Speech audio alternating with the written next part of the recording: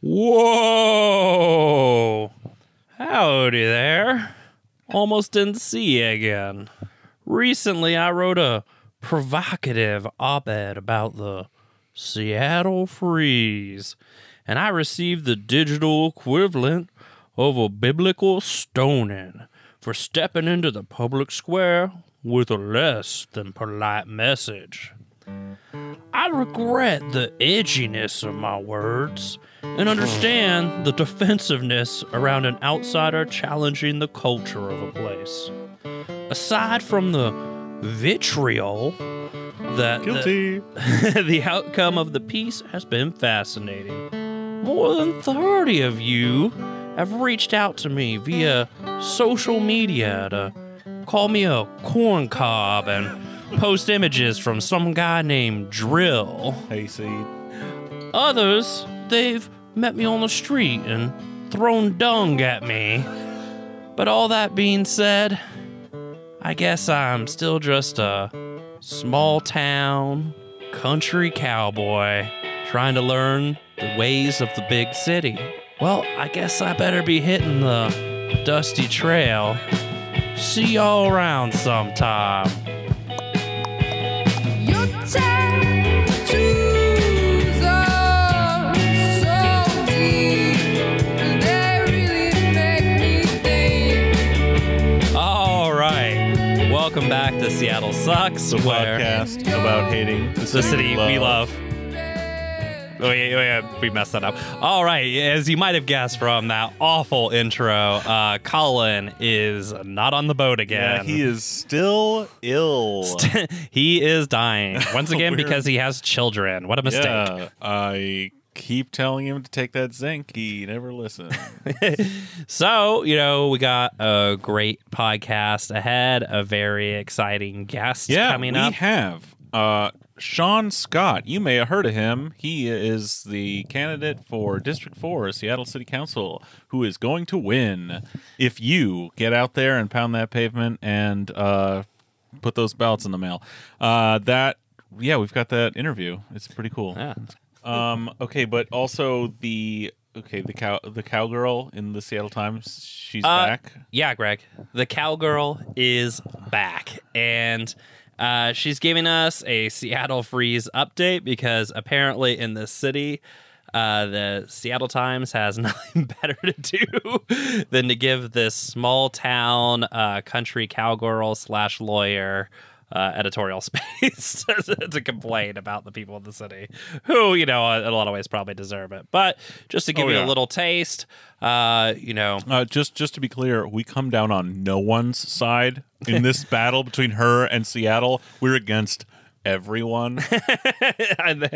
Truly a story only of villains.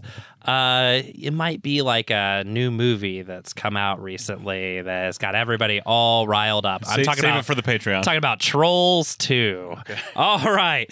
But yeah, she lets us know that how newcomers feel and act as small potatoes compared to the pretense of being woke when so many are left behind. A truly progressive region would never tolerate the outcomes we see in Seattle in areas like housing and education. Well, it sounds like she's got a lot of good ideas that we agree with, Greg. Can't see where this is going to go wrong at all. No. 100%. I'm there. I'm there with the cowgirl. I'm here for it. But let's save that. That'll be a sequel to an earlier episode where we read the cowgirl's first editorial. So you're all listening because you want to hear Shaun Scott. So we'll save it for the Patreon, which you guys can listen to for the low price of $100 a month. Is that right, Greg? Something like that. All right, go ahead. So let's go to the tape. Roll the tape, Colin. Roll the tape, Colin. Colin, roll the tape. Colin? Brian, I've been knocking on a lot of doors lately, talking to a lot of strangers, and I've been telling them all about Shaun Scott, candidate for District 4 in the Seattle City Council. Many people are already very excited about the campaign, of course. Others are very receptive to a bold left message. But when I do come across, say, an anti-tax small business tyrant or a confused tech libertarian, I, as you might imagine if you've heard this podcast, am more than willing to get into it with them on, say, Amazon's net zero tax liability, all of our housing stock being subject to a global free market, the case for comprehensive municipal climate action in the absence of a federal response. And I think I've done an okay job. But before I leave them, I always put it back in their hands by encouraging them to get out to one of these seemingly infinite forums and debates where they can hear Shaun in his own words. Because, I assure them, the man himself is pretty goddamn convincing. Which is why we have him here live on the boat. Shaun Scott, we are in your thrall. Tell us, where this campaign's going, where you want to take it. Yeah, man. What's the future look like? Yeah, definitely. Well, as of tomorrow, it's going to be 4 weeks out from Election Day. Yeah. 4 Tuesdays out from Election Day. And this is when our campaign is going to need to be at its best as far as our voter outreach. So we're at this point in time canvassing more often than we are not. We canvass 4 nights a week. Wednesdays, Thursdays, and then Saturdays and Sundays. And so I would encourage everybody who's listening to this podcast, if you are excited by some of the ideas that I've tried to put forward with the help of Seattle Sucks, you all always ask really, really great questions, would encourage people to keep listening to this podcast. But if you also want to stay engaged with the campaign this last month, you just go to scott2019.com, sign up to volunteer. It sounds like you had a pretty fun time, a pretty good experience, you would say. Yeah, I love going out there and knocking on doors. It's a lot of fun. And the beers afterwards help too. Yeah, the decompressing. That's really why I'm there. I afterwards. mean, really, like I'm like a strategic, like forward-looking thinker. So Right. I'm looking ahead to. You see 4 beers ahead. You're not. You don't, you I don't see only ahead see to the. the You don't drinks only see the beer ahead of you. You Yeah. see 4 beers down the line. But Shaun, You're playing I'm- chess with the beer. Other people are just I playing see checkers the with them. beers ahead of the beers because I'm looking ahead Right. to whatever sick victory party Right. your team is cooking up for election night. Right. And I know I'm going to be there, and I want to feel like I earned it. Right. Right, like I was I Right. was part of what went down. So Right. I I'm mean- looking ahead to those beers. Now, I can speak from personal experience when you were talking earlier about the structural critique. It was really, I had a lot of structural critiques of the impact that too much beer can have on your digestive system after the primary night party. Because That was a good you know, party. I think that alcohol had a very, very potent structural critique of the human digestive system that I'm still grappling with. You know, so in that sense, you know, the beer was quite socialist. Yeah. Absolutely. And to be clear, to volunteer for these events, you don't have to be in District 4. No, absolutely not. You can just be somebody who's interested, excited, wants to come, right? Right. Yeah, and you know we're we're telling jokes right now about the post canvas beers and things like that, but we have families that come out with their kids and they go door to door. We have many volunteers who are parents who use this as a real opportunity to get the young ones civically engaged and get them familiar with canvassing. Yeah, absolutely. So all the parents yeah. who listen to this podcast with your children, With people, Apologies for most of the podcast. are we going to sing "Rockabye Baby" at the end of this? Naturally, yeah. but I can seriously endorse going out and canvassing. It's not difficult. It is fun. Right. People are. If you ask an American a question about like their opinion on something, Right. a lot of times at first they're just working their way up to getting rid of you, Right. and then you ask what they think Right. about just. And then the whole tone shifts, and they're like, Right. well, let's talk for 20 minutes. Well, I now," am an you know? expert on. Yeah. And it's great. And it's great. It's fun. I love doing that. But Right. a lot of people, just, was out, Saturday in the U District. Mm-hmm. And, tons of people just like, yeah, I know all about Shaun. Yeah, my roommates know all about Mm-hmm. Right. Shaun. I'll make sure they are Right. registered and vote. And Right. yeah, it's a lot of fun. That's great. It's good times. Yeah, we love to hear it. So, I saw you at the debate on Saturday. I think a really strong contrast was drawn between you and Alex Peterson, the candidate from the fire sector, on virtually maybe every issue. We certainly spend a lot of time on this show talking about our housing and houselessness crisis and both the conservative and liberal reactions to it. I was really struck by Peterson's interesting response to a question on this topic, which was basically homelessness Yeah, we have to do better on homelessness. Knocked it out of the park. It's not and wrong. It's like this. The strategy there to me is minimizing the scope of the problem. Right. I think he also talked about talking about how to better fund services. His answer was along the lines of, well, we need to audit the entire budget as a matter of course and find all the savings in there. The strategy is to minimize the nature of the problem to forestall anyone even talking about broader changes to an entire economy, as if it's just a matter of bureaucratic, number crunching, finding efficiencies here and there in small ways. I mean, that's the narrative that Peterson wants to talk about. Whereas you want to talk about public housing, building public housing, Right. which is you can look at that, on the first level of that is, well, that's going to get someone a home, but it's also putting a foot into an economy, changing the terms of our housing economy by taking some of it off of a global free market. Right. And I mean, that's just a totally different scale Yeah. of talking about these problems. Yeah, it's true. I mean, and I think that, progressives in Seattle need to understand, as you're saying, the stakes for this discussion. I mean, we are in the middle of, the reign of the real estate developer in chief, somebody who, in Donald Trump, emerged from the world of real estate, thinks like a real estate person and how he wants to run government or run it into the ground. And it's not as if we're so distanced from that here in Seattle. I mean, I'll give you one example of this. CBRE is, one of the biggest real estate holders in the city of Seattle. And they're a private multinational real estate firm, if I'm not mistaken, the largest in the country. My opponent was an employee there for some time.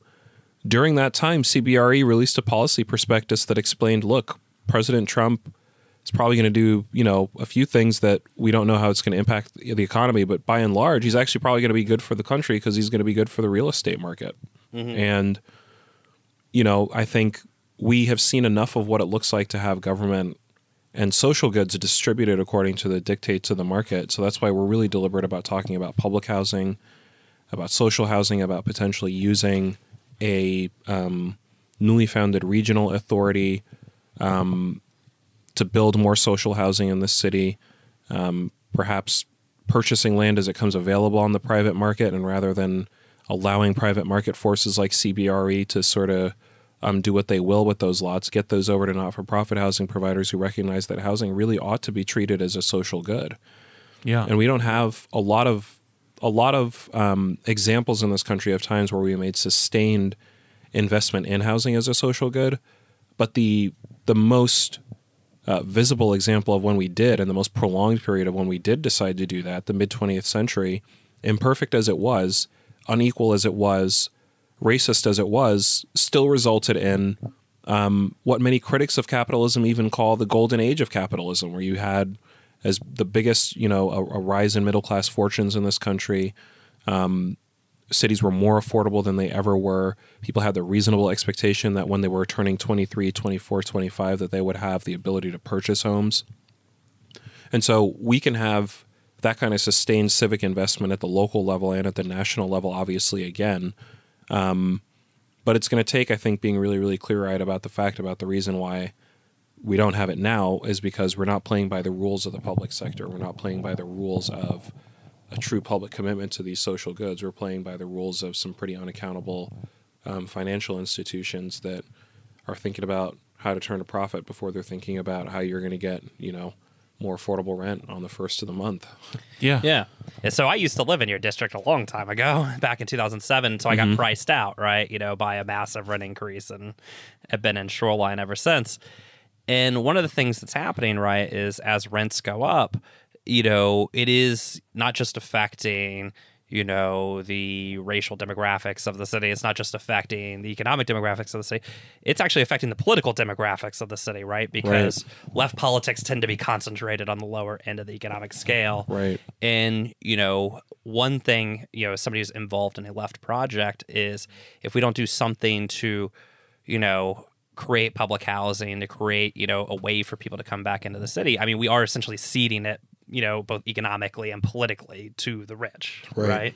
Yeah, I mean, and I think it's also, we've ceded a lot philosophically too, and so I think that this race is also a contest of ideas as much as it's a contest of resources. I mean, our central contention, our central idea is that, you know, the government institutions that are supposed to be run for the people run best when they're run by the people.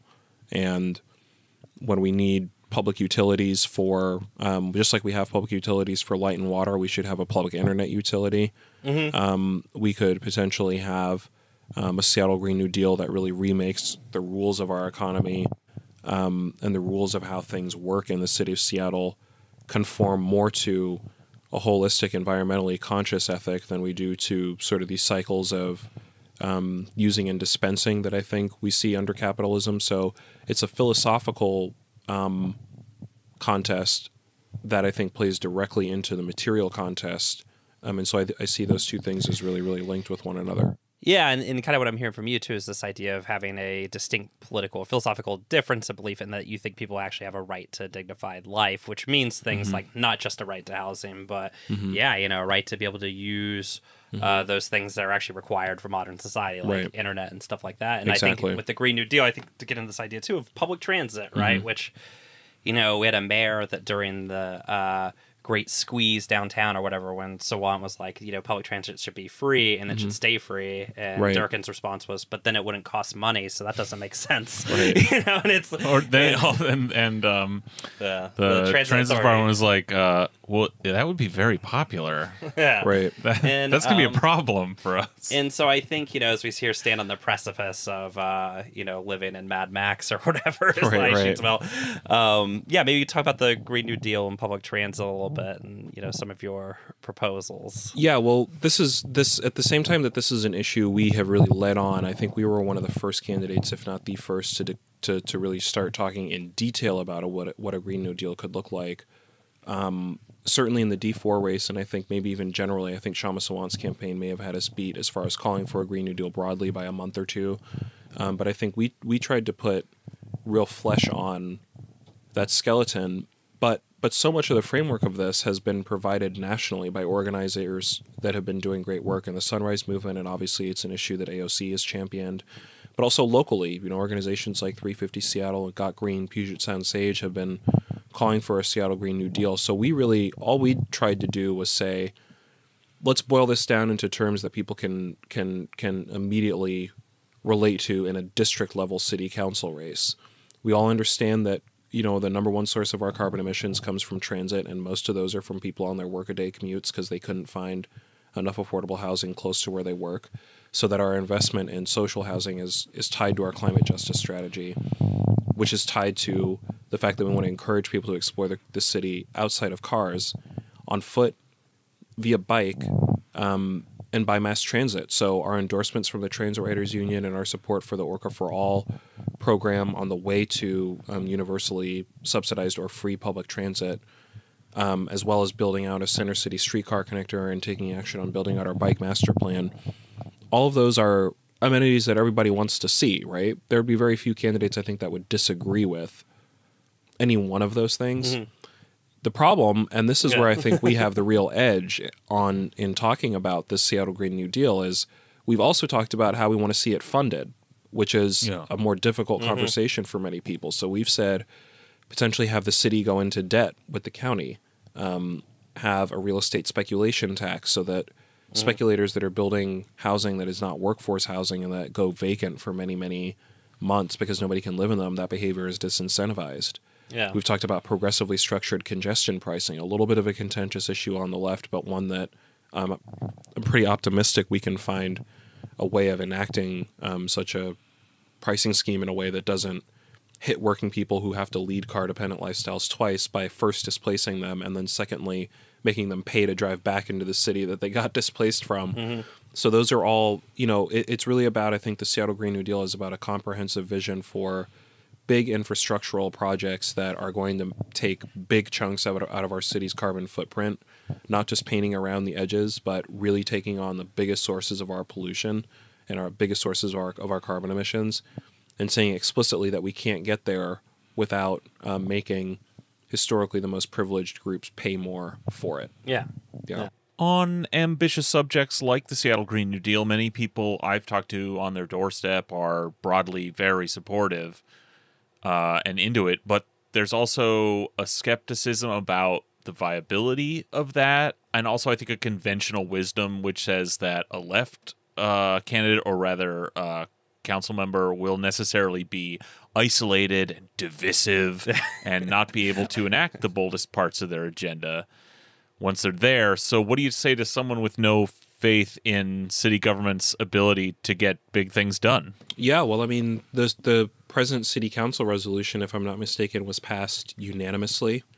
It's not often that you see Councilmember Bagshaw and Councilmember Sawant on the same side of many issues, and certainly on the same side of any individual piece of legislation. Yeah. So that what that tells me is that there is broad consensus for ambitious environmental reforms that exist on the council as presently constructed and is presently divided. And based on how these city council races are playing out, I actually do have the sense that those divisions are actually going to shrink a little bit, because Okay. I think there was a general, just in the way that, you have 7 city council seats up for grabs. I think that, Tammy Morales looks like she's got a gold carpet or a red carpet sort of paved in front of her for that seat because of all the work that she's done over the last few years to establish herself in her community. Yeah. Councilmember Sawant, I think the left should feel pretty confident about her ability to retain that seat. Mm-hmm. I think we're waging a really competitive campaign here in District 4. And so I think there's going to be some pretty big, and council members Mosqueda and Gonzalez, I should say, I think are both council members in the citywide seats that get the conversation about needing more density as a way of combating our carbon emissions and needing that to be actual affordable housing, so that if you add us in there, you're already at 4 or 5 council members that I think constitute a pretty vocal block. And I think more than that, a block of council members that would be really, really skilled at making the political case before the electorate about why we need some of these big reforms too. So yeah, I feel pretty confident that we're starting to see a sea change really in the way that we think about what is possible out of Seattle government. And that's certainly one of the main things we have tried to make people feel when they talk to our campaign or talk about our campaign, is that there's so much more that we could be doing if we approached these problems at the scale that they exist and with the requisite amount of urgency.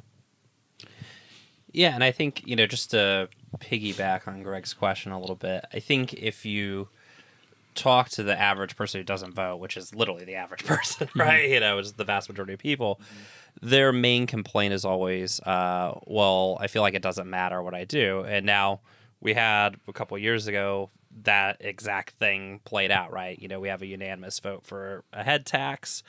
Jeff Bezos makes a phone call, and then it gets immediately repealed, right? And so that's a massive lesson to the average person in the city, right? That your vote really doesn't matter, right? Like, your vote might matter, but one guy's vote actually matters significantly more than yours. And, I think one of the things that in, say, having you run, right, is that you have an actual organization behind you that can do other things. And I guess, if you could pitch maybe the benefits of actually having an organization behind you that can push, right, other than just being on the council itself, right? Yeah, well, I think there shouldn't be too many surprises about the fact that the EHT was repealed in the fashion that it was, because I think that, there's a pretty straight line from the massive amounts of corporate campaign contributions that we see in all election cycles and our political outcomes, frankly. And when, there are council members whipping votes or deciding to repeal something like the EHT, a lot of those same council members, frankly, were some of the ones that, were pretty responsive to the business community, let's say on the campaign trail in their races, so that, it's kind of the way it works out, and it's the way. That's why one of the reasons why it's important to have council members that are not accepting or not the beneficiaries of corporate campaign spending, and also making an issue out of corporate campaign spending as well, calling that out as a reason why our politics have been as regressive as they have been in recent times, both nationally and perhaps locally as well. And so at the same time that I think it's about building on some of the progressive gains that we have seen, it's also about showing that, again, we could be doing so much more. And so that's really where an organization like DSA, without which I think my campaign would not have been possible. Some of the other organizations like the 43rd LD Democrats, honestly, have been incredibly consistent in this campaign in showing that even for people who are not political independents or people who are outside of the two-party structure, we can still be asking so much more of people who call themselves Democrats, because if you read through the 43rd LD Democrats' platform, just like with Seattle DSA's platform, there's a lot of overlap between the two of them as far as civilian oversight of the police abolition, a commitment to progressive revenue, a commitment to an anti-racist and actually inclusive city. Those are goals that are held mutually by Seattle DSA and the 43rd LD Dems, so that, you know, one of the things we're trying to illustrate in this race, and one of the things that I hope is, you know, win or lose the legacies of this campaign, is that there's just more that we could be doing. And a lot of the bad habits that I think we have progressives have learned, as far as capitulating early and not asking for enough at the bargaining table while we're there, we can unlearn those habits, and we can make bold demands, and we can win. Yeah. Well, and I heard, you know, in there, you know, in your list of sort of political positions that there was some agreement on with these groups, the term police abolition. So I'm going to take it that you are not for continuing with this absolute shit fucking police contract that completely rolled back any effort at reforming SPD. It was a really bad deal, and a lot of groups at the time called it a bad deal. Yeah. I think every community group that had any connection to the consent decree basically came out and was like, this is not just trash, it's a complete rollback. Couldn't have said it better. Yeah. Well, Peterson at the debate, his take on this, and a theme that came up over and over throughout the debate was, you know, we as a city and as a council need to be more accountable to the cops. But he also wanted us all to know that Mayor Durkin has credibility on the issue of police reform because she was there as the U.S. attorney starting was his word, the consent decree process. Yeah, you know, as the resident idiot who has been following the consent decree since the beginning. Mayor Durkin has been there, you know, since the beginning. It's like saying, you know, Adolf Eichmann has credibility on human rights because he was, you know, at the camps from the beginning. You know, it's like, yeah, you know, you don't get credit for, you know, destroying the process. You know, the efforts that she did. But yeah, I'm gonna, for the record, push back on the comparison of Durkin and Eichmann.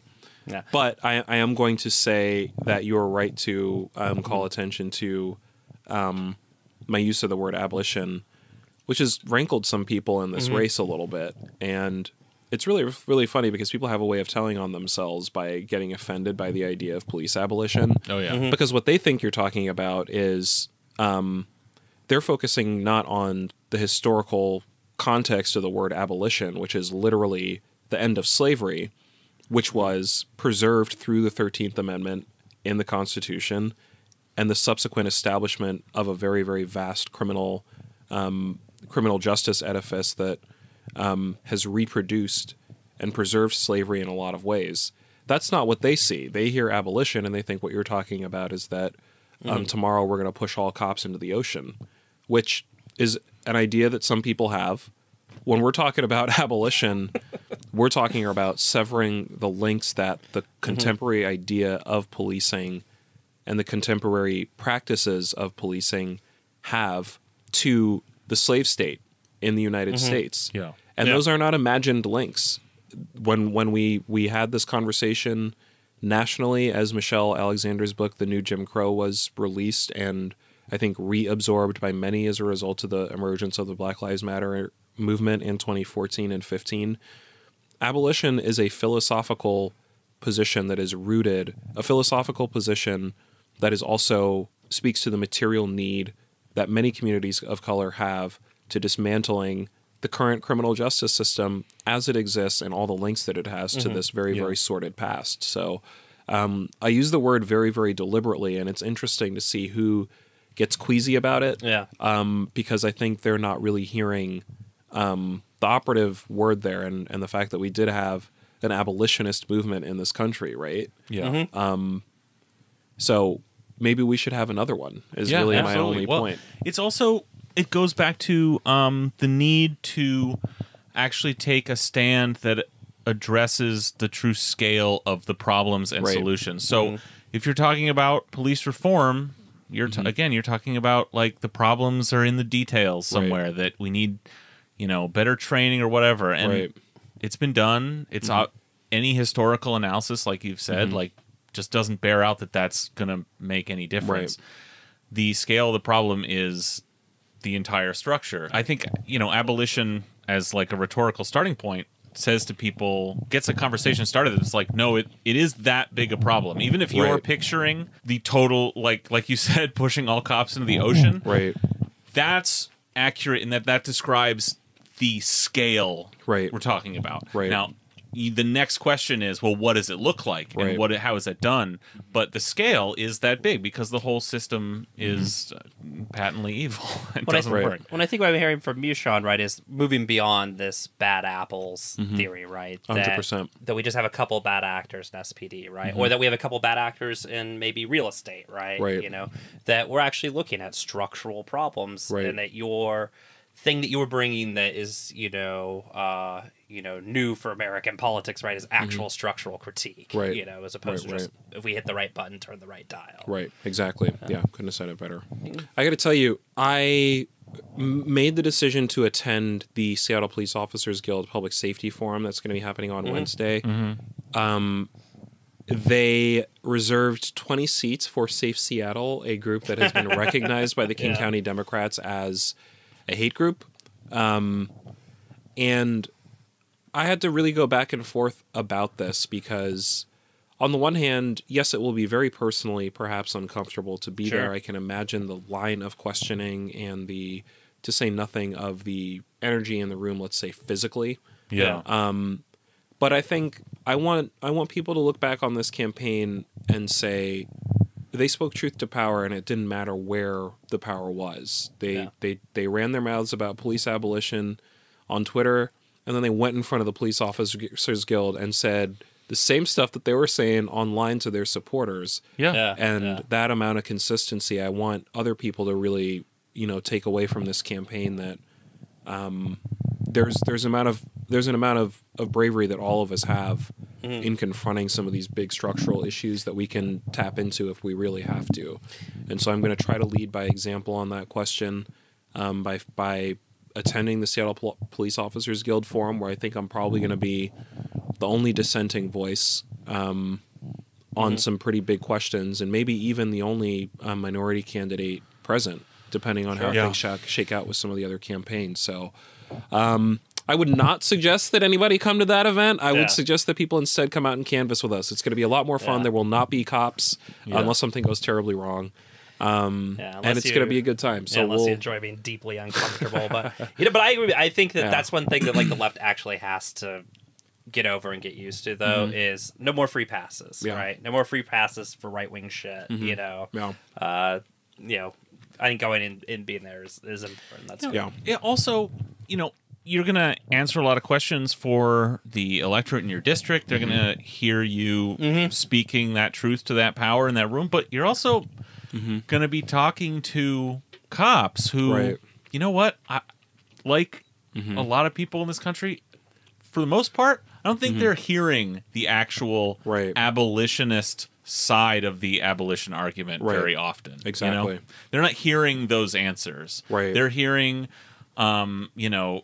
like NRA talking points and cop Right. TikTok Exactly. videos. So like, tick cop. How do you- yeah, how to do it. we've already gone down that road. It's no use. Yeah, guys, if you haven't checked out cop TikTok, it's pretty good. Is there like cop Twitcher? It's Oh no, there is, because a bunch of SPD cops actually got in trouble because they were on Twitch and somebody had asked them. I think it was about this is probably before Shalina Lyles, asked about one of the other many murders, and they basically, while playing the shooting game, obviously, were just like, Yeah. oh yeah, fuck them. You know, I can imagine that's yeah. it's that's not good. Yeah, SPD told them to get off of Twitch, but I think they're still on it. Yeah, I hear you. Charlene Lyles was killed in my district by the Seattle Police Department, and that was a tragedy that has, reverberated nationally. yeah. Yeah. And so I think, before it's one of the reasons why when we're talking about expanding the power of the police and some of the navigation teams to go out to homeless encampments and separate folks out from public land, it's like, can we talk about the fact that we have a police department that's under federal investigation? I mean, Yeah. imagine if the Office of Housing was under federal investigation for literally anything. Yeah, and they don't even carry guns. Yeah. How much I think the right in the city and many moderates in the city would say, see, they can't, the city they can't, they brought so much shame on the city. Like the amount of lack of faith and disinvestment of trust that would represent for something like the Office of Housing. And meanwhile, our police department is under a federal consent decree, and people are talking about building new police facilities. And I just can't, I don't want to say I can't get my head around it, but I just want to, I would just say that it's just profoundly disappointing on a lot of levels that we have just seen these tragedies play themselves out so repeatedly, even locally, and we're still falling for a lot of the same shit on this question. And somebody needs to call bullshit on it. And if that's our campaign helping to further a conversation that other activists have been having for a long time, then that's the role that we're going to serve both in this last 30 days and hopefully for the next 4 years. Yeah, and it's important. Back in, I think it was in June when the SPD body count for the year was at 4. Right. Sawant had made a comment saying that SPD kills more people than like a lot of countries do, which was an absolute fact. And of course, like right-wing media made a big thing out of it. But to make a big thing out of it, I think they actually introduced the idea to a lot of people who had never considered that before, which is that SPD kills more people than like whole countries do. Yeah. And it's important to actually like bring those things up and say those things and get that information, out there. Because it's not getting there any other way. But Yeah.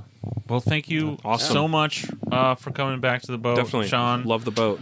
Always good to have you. This has been fun. Brian and I are really stupid. We might just come out to that cop thing on Wednesday. Who knows? Yeah.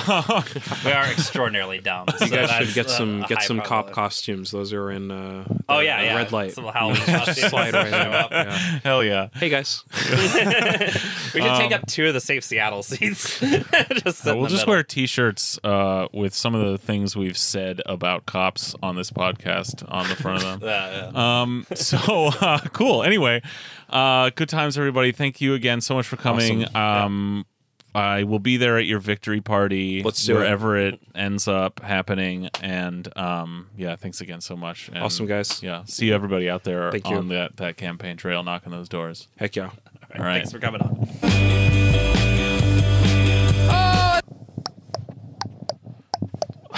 Okay, if we're not going to do that on this episode, Whoa, partner. That was a mighty fine interview with Shaun Scott from District 4. But over here on Greg's boat, where it's just me, my horse, and Greg, we got to be setting sail. this is getting really confusing. Thanks again to Shaun Scott for coming back to the boat. We had a nice time. It was I think a romantic ambiance in here. We got the fire going. We had candles. actual food, not just gummy candies for a change. So anyway, thank you again, Shaun. Everybody get out there. This has been Seattle Sucks. You can subscribe to this using your. You can use if you go to your internet browser and you bookmark this page. I think that's the same as subscribing. You can also probably copy and paste the URL into your podcast app. I don't know. Or listen to It's it. really on- lo-fi. Yeah, subscribe. Oh, it's on iTunes. Spotify, It's on the or any Spotify. of We the also things. have we do 2 episodes a week. There's another one coming out in a few days that is available behind the dreaded paywall. Yep. And that can be found at, I'm going to guess the URL is something like patreon.com/Seattle Sucks. Does that sound right? Sure, whatever. I mean, if you want to listen to that sweet, sweet content, of which we have a lot of episodes back there, all you got to do is take $5 once a month, put it in an envelope, write Greg's Boat, the Marina, care of the Marina, put a stamp on it, put it in the mail. You're good to go. It's like the IRS. They just know. Yeah. So check it out. Yeah, I guess we are going to talk about, among other things, probably that what I'm sure is a totally good and normal take from the cowgirl in the Seattle Times on the next Patreon episode that You'll we're get me about to doing more record. voices. So thanks for listening, everybody. Thank you, Colin, for Leaving us here alone. yeah. Thanks a lot, Jerk. Colin. We dedicate this. We dedicate this episode to our fallen comrade, Colin, who is apparently dead now. If you're having a beer while listening, pour a little out. If you tuned in every week to hear Colin's voice, you just hit that unsubscribe button. Yeah. He's dead now. One of us will just start saying, I'm sorry all the time to fill in the void.